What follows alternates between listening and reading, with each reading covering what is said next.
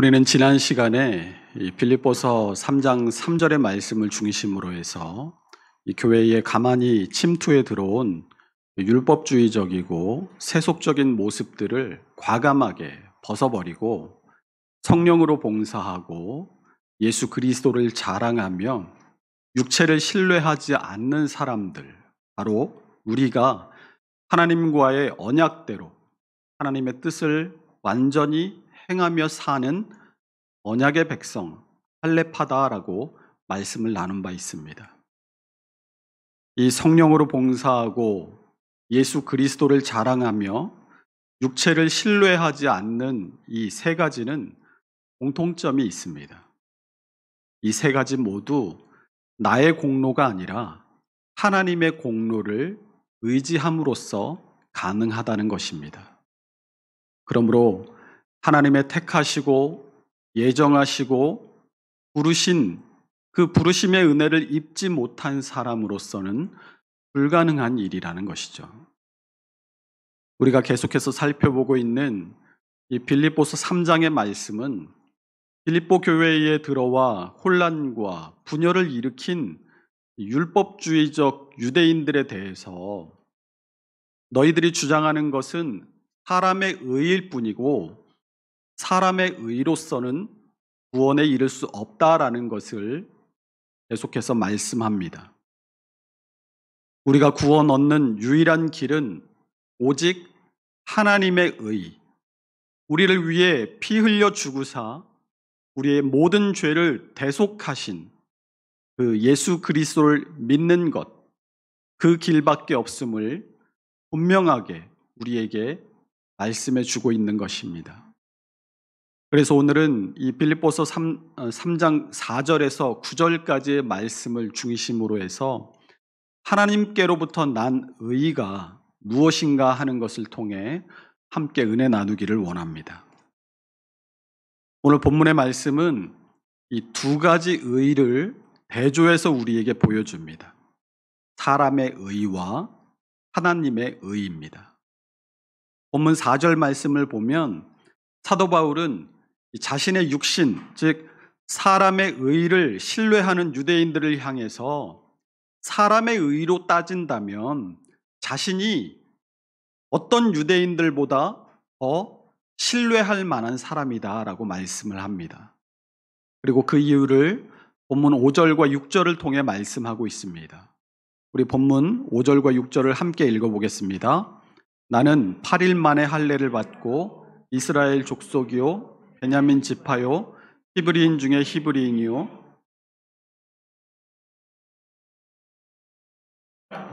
율법의 의로는 흠이 없는 자라. 이 사도 바울의 육신의 자랑은 크게 두 가지로 나누어집니다.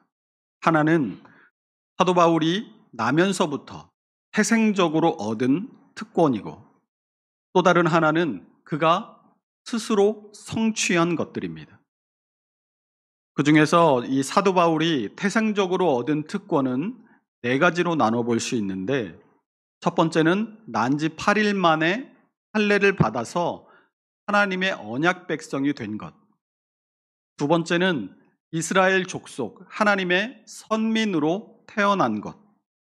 세 번째는 베냐민 지파의 일원으로 태어난 것. 마지막 네 번째는 히브리인 중에 히브리인, 즉 히브리인 부모 사이에서 태어난 히브리인이라는 것. 이 네 가지입니다. 할례와 하나님 백성의 이 언약 관계에 대해서는 이미 지난 시간에 말씀을 드린 바 있기 때문에 사도 바울의 세 번째 태생적 특권인 이 베냐민 지파인 것을 사도 바울이 특별히 자랑하는 이유부터 함께 살펴보도록 하겠습니다. 이 베냐민은 야곱의 12아들 가운데 야곱이 특별히 사랑했던 라헬로부터 낳은 두 아들 중 하나였습니다. 또 이스라엘이 가나안을 차지하고 이스라엘 왕국을 이룬 후에 이스라엘이 남유다와 북이스라엘로 갈라질 때에도 다른 모든 지파들이 북이스라엘로 따라갈 때 하나님의 말씀을 쫓아 끝까지 유다 지파와 함께 하나님의 백성으로서의 정통성을 유지했던 지파였습니다. 뿐만 아니라 이 베냐민 지파는 이스라엘의 초대 왕을 배출한 지파였고, 또 전쟁에 나서면 영웅적으로 싸우는 지파로 유명했습니다. 그래서 이스라엘의 12지파 가운데서도 베냐민 지파다 하면 누구나 다 알아주는 좋은 혈통의 아주 자긍심이 큰 지파였습니다. 사도 바울의 태생적인 특권 가운데 네 번째 특권인 이 히브리인 중에 히브리인이라는 표현은 쉽게 말해서 아버지도 히브리인이고 어머니도 히브리인이다, 이런 뜻입니다. 특별히 유대인을 가리킬 때 이 유대인을 유대인이라고 하지 않고 히브리인이라고 부르는 경우들이 있음을 보게 되는데, 이 유대인을 가리켜서 히브리인이라고 부를 때는 정통 유대인과 또 디아스포라의 유대인을 구분해서 부를 때 이 히브리인이라는 표현을 사용합니다.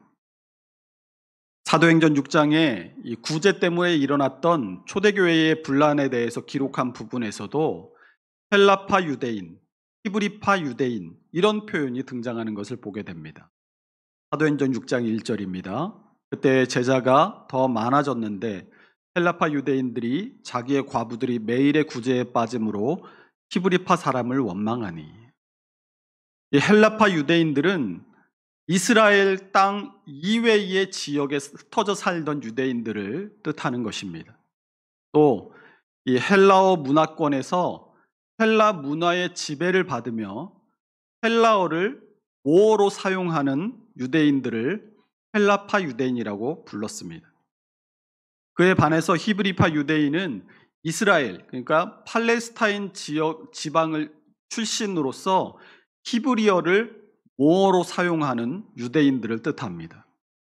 사실 이 히브리어를 모어로 쓴다기보다는 예수님 당시에는 이 팔레스타인 지방이 아람어라는 문자로 사용을 했기 때문에 아람어를 모어로 사용하는 유대인들, 이렇게 표현하는 것이 더 정확할 것입니다. 이 헬라파 유대인과 히브리파 유대인 사이에는 이런 지역적 출신의 차이도 있지만 사실은 어떤 언어를 사용하는가 하는 것이 그 구분에 있어서 매우 중요한 부분을 차지했습니다. 언어란 것은 그 해당 문화의 총화이자 그 문화를 대표하는 것이기 때문입니다. 그래서 유대인을 두 구분할 때 이 사용 언어를 가지고 구분한 이유는 순혈주의를 강조하는 정통 유대인의 입장에서는 유대인이면서도 헬라어를 쓴다? 유대 문화에서 이미 벗어나서 헬라 문화에 이미 더럽혀졌다, 이런 의미로 받아들여졌던 것입니다. 이렇게 사용 언어를 통해서 유대인들을 구분했기 때문에 외국에 나가서 살고 있던 이 디아스포라의 유대인이라 할지라도 이민 1세대로 아람어를 모국어로 계속해서 사용하고 또 회당에 출석하는 유대인들을 히브리인, 이렇게 또 부르기도 했습니다. 사도 바울은 이 지금의 터키 남부 지역인 이 길리기아 다소에서 태어났습니다. 그러나 양쪽 이 아버지와 어머니 모두가 다 정통 유대인이었고, 이 정통 유대인 부모 사이에서 태어나서 아람어를, 외국에 살고 있지만 아람어를 모어로 쓰고 있는 이 가정의 출신이었기 때문에 자신이 순수한 혈통의 유대인이라는 것을 지금 자랑하고 있는 것입니다. 이 유대교의 관점에서 출생 때부터 가진 특권을 나열한 사도 바울은 계속해서 자신이 스스로의 노력으로 얻은 것들을 자랑합니다. 스스로의 노력으로 얻은 이 육신의 자랑은 세 가지인데 본문 3장 5절 끝부분에서 3장 6절까지에 나타납니다. 첫 번째는 율법으로는 바리새인이라는 것, 두 번째는 열심으로 교회를 박해했다는 것, 마지막 세 번째는 율법의 의로는 흠이 없는 자라는 것이었습니다. 먼저 자신이 바리새인이라는 것을 자랑합니다. 우리 출애굽기 19장 5절에서 6절 말씀을 함께 읽어보겠습니다. 세계가 다 내게 속하였나니 너희가 내 말을 잘 듣고 내 언약을 지키면 너희는 모든 민족 중에서 내 소유가 되겠고 너희가 내게 대하여 제사장 나라가 되며 거룩한 백성이 되리라. 너는 이 말을 이스라엘 자손에게 전할지니라. 아멘.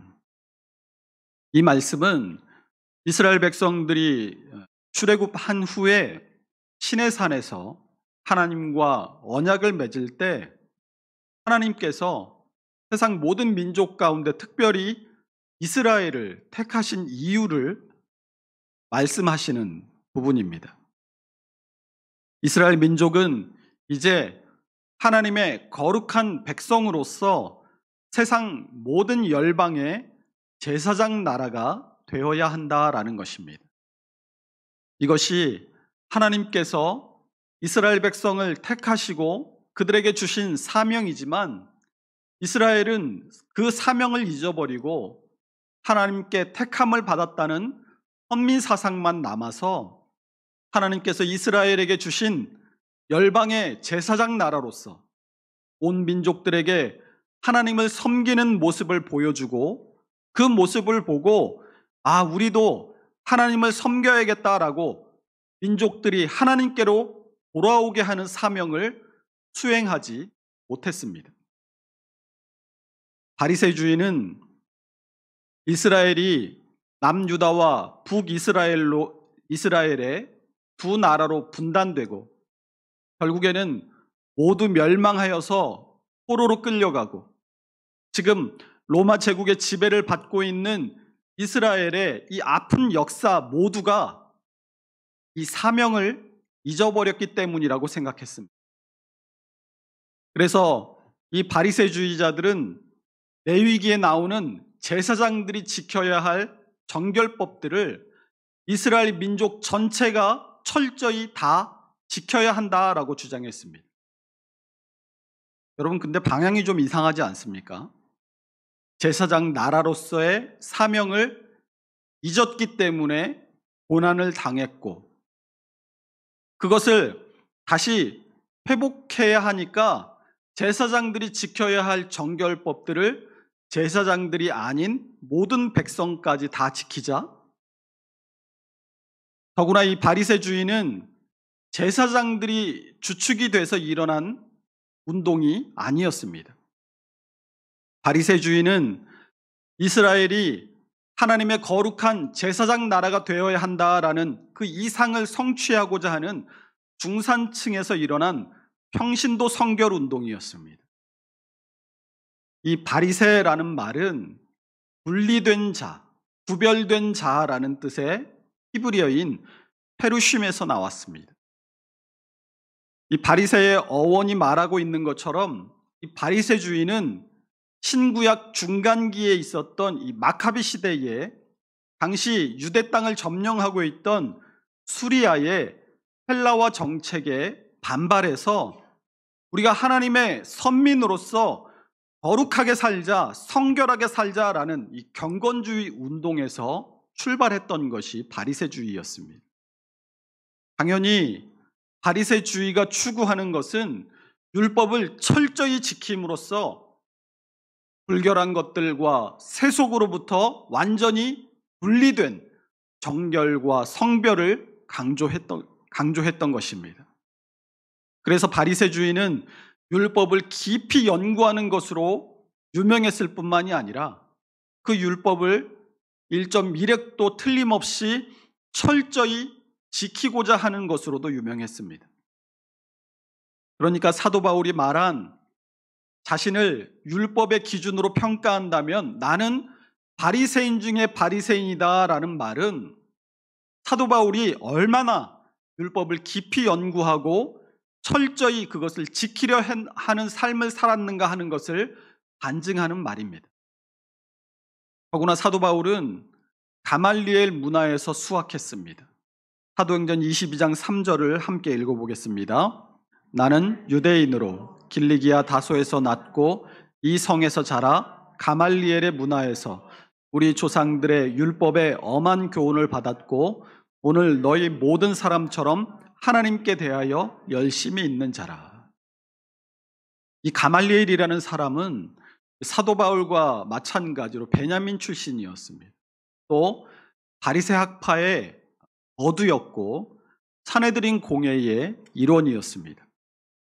당시 바리새파에는 두 명의 가장 존경받고 위대한 학자 랍비가 있었는데 샴마이라는 랍비와 힐렐이라는 랍비였습니다. 이 두 랍비의 이름을 따서 바리새파 안에는 크게 샴마이 학파와 힐렐 학파라는 두 양대 산맥이 존재했습니다. 그 가운데 이 가말리엘은 힐렐의 손자로서 당시에 최고의 랍비로 손꼽히던 사람이었습니다.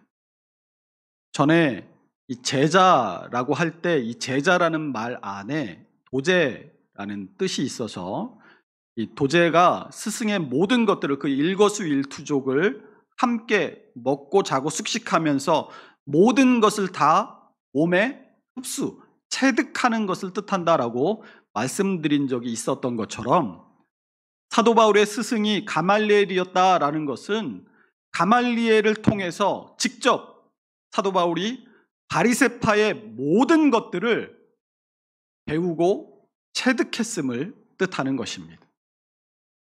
우리말에 이 번데기 앞에서 주름 잡는다라는 속담이 있죠. 또 공자 앞에서 문자 쓴다 이런 속담도 있는 것을 아실 겁니다. 그러니까 사도 바울의 나는 바리새인 중에 바리새인이다라는 이 말은 지금 빌립보 교회에 들어와서 율법을 지켜야만 구원 얻는다라고 주장하는 이 율법주의적 유대인들의 그런 주장들이 사도 바울이 보기에 얼마나 가소로운 것인가를 지금 말하고 있는 것입니다. 사도 바울이 스스로 얻은 두 번째 자랑은 열심입니다. 이 헬라어로는 젤로시라고 하는데 질투를 뜻하는 영어 단어인 젤로시가 이 헬라어 젤롯에서 나왔습니다. 그러면 왜 열심과 질투가 같은 단어인지 궁금할 것입니다. 이 젤롯의 의미를 정확하게 알기 위해서는 민수기 25장을 살펴보아야 합니다. 우리 함께 민수기 25장 6절에서 11절 말씀을 읽어보도록 하겠습니다. 이스라엘 자손의 온 회중이 회막문에서 울 때에 미디안의 한 여인을 데리고 그의 형제에게로 온지라. 제사장 아론의 손자 엘르아살의 아들 비느하스가 보고 회중 가운데서 일어나 손에 창을 들고 그 이스라엘 남자를 따라 그의 막사에 들어가 이스라엘 남자와 그 여인의 궤를 꿰뚫어서 두 사람을 죽이니 연병이 이스라엘 자손에게서 그쳤더라. 그 연병으로 죽은 자가 24,000명이었더라. 여호와께서 모세에게 말씀하여 이르시되 제사장 아론의 손자 엘르아살의 아들 비느하스가 내 질투심으로 질투하여 이스라엘 자손 중에서 내 노를 돌이켜 내 질투심으로 그들을 소멸하지 않게 하였도다. 출애굽 후에 가나안 땅을 향해서 가던 이스라엘이 시딤이라는 곳에서 모압 여인들과 음행을 하고 우상 숭배에 빠졌습니다. 그때 아론의 손자였던 비느하스가 하나님의 영광과 이스라엘의 순결에 대한 열성으로 미디안 여인과 동침한 이스라엘 사람을 창으로 찔러 죽였는데 그 비느하스의 열성이 우상 숭배와 성적 타락에 빠진 이스라엘 백성의 죄를 속죄하고 그에 따라서 내려진 하나님의 재앙을 거두어들이는 효과를 가져왔습니다. 우리 시편 106편 28절에서 31절도 함께 읽어보겠습니다. 그들이 또 부올의 바알과 연합하여 죽은 자에게 제사한 음식을 먹어서 그 행위로 주를 경노하게 함으로써 재앙이 그들 중에 크게 유행하였도다. 그때 비느하스가 일어서서 중재하니 이에 재앙이 그쳤도다. 이 일이 그의 의로 인정되었으니 대대로 영원까지로다. 아멘. 이 시편 106편은 이런 비느하스의 열심을 속죄 제사와 의로운 행위로 해석하고 있습니다. 아까도 말씀드렸던 이 신구약 중간기의 마카비 시대에는 시리아가 이 유대를 지배하고 있었습니다. 당시 시리아는 유대교를 말살하려고 헬라화 정책을 폈는데 유대인들 가운데 이 비느하스의 열심을 이어받아서 하나님의 영광과 이스라엘의 순결을 지키고자 하는 열성으로 시리아의 통치 방식에 반란을 일으켜서 유명한 마카비 항쟁이 일어나게 됩니다.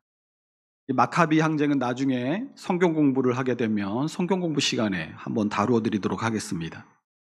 어쨌든 그런 이 하나님의 영광과 이스라엘의 순결성을 지키고자 하는 열성이 이제 로마 제국의 지배를 받던 시대까지 열심당이라는 세력으로까지 이어진 것입니다. 이 열심당은 이 하나님의 영광과 이스라엘의 순결을 지키기 위해서라면 그것을 범하고 방해하는 세력들에게는 폭력까지도 불사하는 급진적인 태도를 보였습니다. 그렇다고 해서 이 열심당이 전혀 새로운 테러 조직이냐? 그것은 아닙니다. 이 열심당도 바리새파였습니다. 다만 이 바리새파 중에서 여러 분파가 있는데 그 분파 가운데 좀 극단적이고 호전적인 분파가 바로 이 열심당이었습니다. 사도 바울이 이 자신이 얻은 자랑으로서 이 열심히 교회를 박해하고라고 하고 있는데 이 말은 사도 바울이 이 하나님의 영광과 이스라엘의 순결을 지키기 위해서라면 목숨까지도 바치겠다는 열심을 가지고 있었고 그런 열심을 사도 바울이 가지고 있다 보니까 이 그리스도인이라는 것들이 하나님의 영광을 더럽히고 이스라엘의 순결을 해치는 자로 보였다라는 것입니다. 그래서 그렇게 열심히 예루살렘에서 300km 이상이나 떨어진 다메섹에까지 쫓아가서 예수 믿는 사람들을 잡으러 다녔을 정도였습니다. 사도행전 9장 1절에서 2절 말씀입니다. 사울이 주의 제자들에 대하여 여전히 위협과 살기가 등등하여 대제사장에게 가서 다메섹 여러 회당에 가져갈 공문을 청하니 이는 만일 그 도를 따르는 사람을 만나면 남녀를 막론하고 결박하여 예루살렘으로 잡아오려 함이라. 그러니까 이 사도 바울은 열심으로 따진다면 너희들이 나같이 할 수 있겠어? 라는 것입니다. 내가 이 정도까지 했던 사람이야? 이런 말입니다. 사도 바울은 지금 자신이야말로 이 바리새인들 가운데서도 더 유별난 열심을 가진 유대교의 정통성과 순결을 위해서라면 폭력이라도 불사할 만큼 맹렬한 사람으로 자신이 비느하스, 마카비 운동, 열심당과 같은 그런 동일한 신학적 노선 안에 있었던 사람이라는 것을 말하고 있는 것입니다. 이런 율법에 대한 바리새적인 헌신 그리고 유대교에 대한 전투적 열심은 유대교의 관점에서만 바라본다면 사도 바울을 온전한 의인으로 만들었습니다. 그래서 자신의 4가지 출생의 특권과 이 2가지 스스로 성취한 자랑을 통해서 마지막 한 가지 결론에 도달하게 됩니다. 이것은 자신이 스스로 성취한 자랑의 3번째 내용이기도 합니다. 그것은 과거의 사도 바울이 율법이 요구하고 또 율법을 통해서 얻을 수 있는 의라는 관점에서 본다면 흠이 없는 자라는 것입니다. 여러분, 율법의 역할이 무엇입니까? 율법은 죄를 깨닫게 하기 위해 존재하죠. 그럼 율법에 구원이 있습니까? 구원이 없습니까? 율법에 구원이 있을까요? 없을까요? 율법에 구원이 있습니다. 우리가 율법에 구원이 없다라고 잘못 생각하고 있지만 율법에는 구원이 있어요. 그러나 다만 율법을 통해서 얻을 수 있는 구원은 이 율법을 1.1획도 어기지 않고 다 지켜 행해야만 얻을 수 있는 것입니다. 그러니 내가 율법을 통해서 구원을 얻어야지 하고 그 율법을 통해서 구원을 얻어보겠다고 율법을 지키려는 사람의 노력, 사람의 의로 율법을 지켜보려고 노력하는 것은 뭐 같을까요? 마치 이 늪에 빠진 사람이 빠져나와 보겠다고 팔다리를 허우적거리면 허우적거릴수록 어떻게 돼요?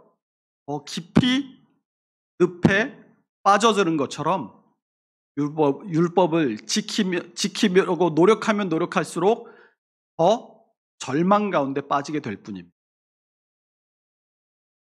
이런 사람의 의로 율법을 지키고자 하는 노력은 결국에는 이 구원이라는 것은 사람의 노력, 사람의 의로는 얻을 수 없는 것이로구나 하는 것을 깨닫는 것으로 귀결될 수밖에 없고 바로 그것이 율법이 가진 기능인 것입니다. 사도 바울이 다메섹 도상에서 빛이신 예수님을 만나고 깨달은 것이 바로 이것이었습니다.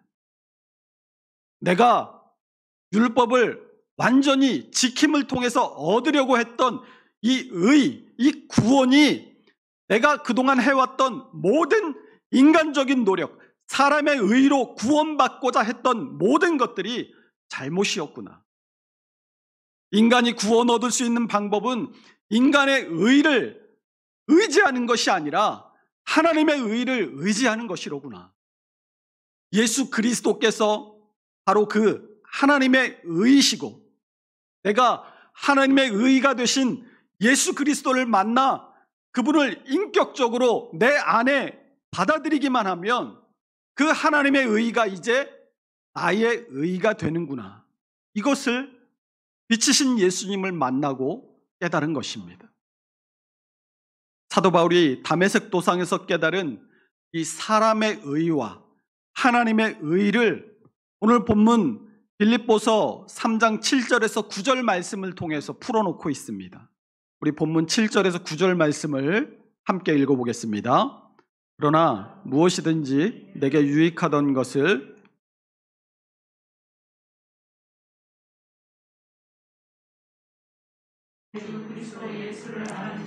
가장 고상하기 때문이라. 내가 그를 위하여 모든 것을 잃어버리고 배설물로 여김은 그리스도를 얻고 그 안에서 발견되려 함이니 내가 가진 의는 율법에서 난 것이 아니요 오직 그리스도를 믿음으로 말미암은 것이니 곧 믿음으로 하나님께로부터 난 의라. 아멘. 우리 7절이 무엇으로 시작합니까? 그러나라고 시작합니다. 사도 바울이 빌립보서 3장 4절에서 6절까지를 통해서 그동안 자신이 쭉 자랑해왔던 것, 지금까지 자랑으로 삼으려고 했다면 누구보다 자랑할 만한 자신의 이력을 그러나라는 한마디로 모두 다 부정해버립니다.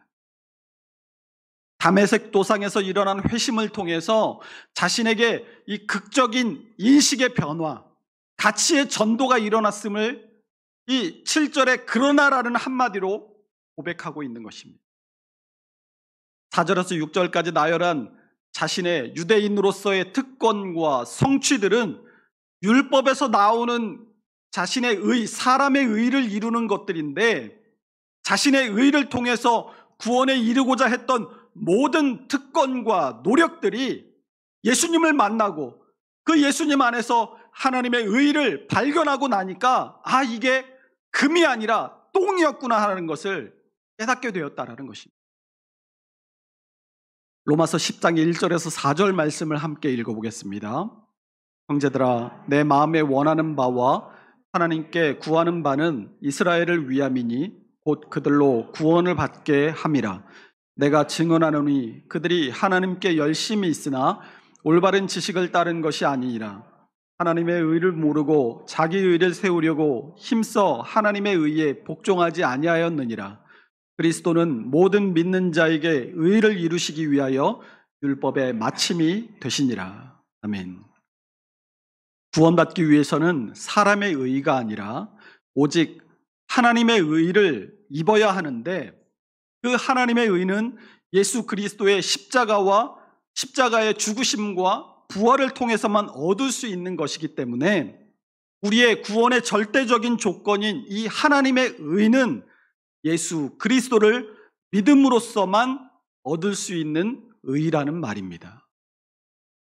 빌립보 교회에 들어와서 율법과 이 할례와 모세의 율법을 지키지 않고서는 구원 얻을 수 없다고 주장하는 유대인들이 가지고 있던 그 의는, 그들이 그토록 따라가고 얻으려고 했던 그 의는 기껏해야 인간적인 노력과 그에 따른 실패, 그리고 절망이 누더기 기워진 더러운 거지 발사계와 같은 의일 뿐이라는 말입니다. 본문 8절 하반절과 9절 상반절이 유명한 말씀을 합니다. 내가 그를 위하여 모든 것을 잃어버리고 배설물로 여김은 그리스도를 얻고 그 안에서 발견되려 함이니. 이 그리스도를 얻고 그 안에서 발견되려 한다라는 말에서 이 앞에 있는 그리스도를 얻고라는 말은, 내가 사람의 의를 통해서 구원을 얻고자 하는 헛된 노력을 포기하고 하나님의 의를 내가 입기 원한다라는 말입니다.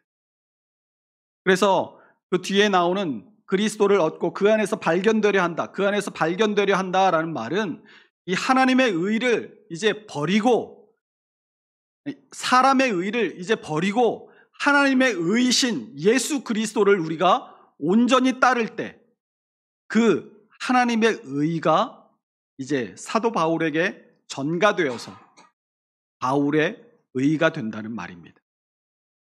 이것이 무엇을 의미하는 것이겠습니까?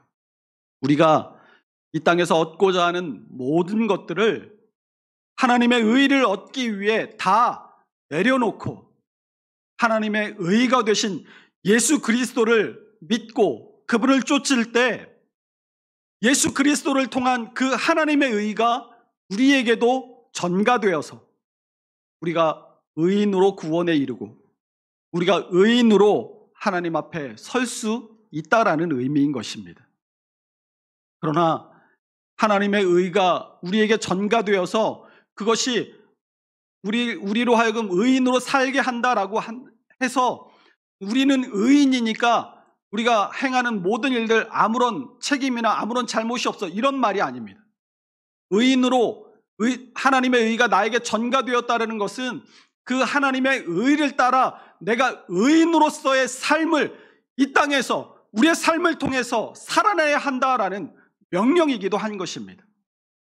우리는 의인이기에 의인으로 이 땅을 살아내야만 합니다. 그러므로 우리 모두는 이 땅을 살아가면서 오직 하나님의 의만을 붙잡고 따라가야 할 줄로 믿습니다.